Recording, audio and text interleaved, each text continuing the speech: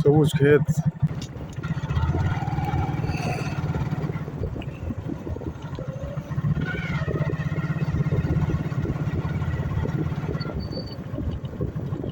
সুপ্রিয় দর্শক, আমি অশোক। যারা গ্রামকে ভালোবাসেন তারা সঙ্গে থাকবেন। ছোটো ছোটো কিছু গ্রামের ক্লিপিংস আমি আপনাদের সামনে তুলে ধরার চেষ্টা করব এই ভিডিওর মাধ্যমে। সঙ্গে থাকুন। প্রাকৃতিক যে দৃশ্য এবং গ্রামের কিছু ছোটো ছোটো যে কাজ গ্রামের মানুষজন করে থাকে সেগুলো অবশ্যই দেখাবে এই ভিডিওর মাধ্যমে। সঙ্গে থাকুন। এটা হচ্ছে একটা নার্সারি, ফুলের নার্সারি। চারা রোপণ করা হয়েছে খুব সুন্দর এক ছাউনির মাধ্যমে। নার্সারিটা আমি দেখাচ্ছি, দেখুন।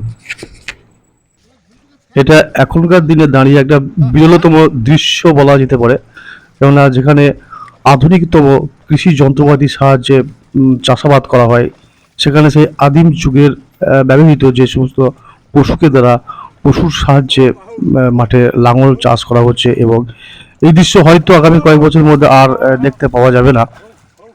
কাজেই এটা আমি তুলে রেখেছি আমার মোবাইলের ক্যামেরার সাহায্যে আপনারা দেখানোর জন্য। সত্যি এক বিরলতম দৃশ্য বলা যেতে পারে।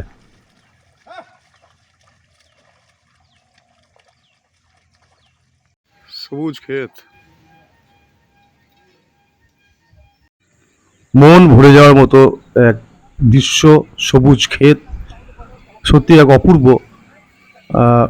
একমাত্র গ্রামে এই দৃশ্য দেখা মেলে। পড়ন্ত বিকালে গ্রামের মহিলারা মাথায় করে জ্বালানি কাঠ সংগ্রহ করে বাড়ির পথে হাঁটা দিচ্ছে।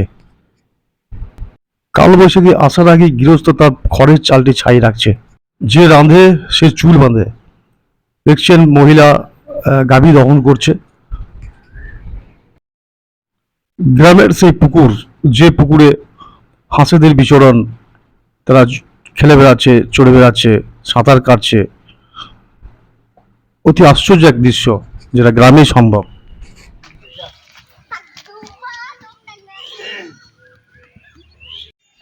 গ্রীষ্মের দাবদাহে গ্রামের এই গাছের ছায় একটু জিরিয়ে নিয়ে মন শরীর শান্ত রাখা।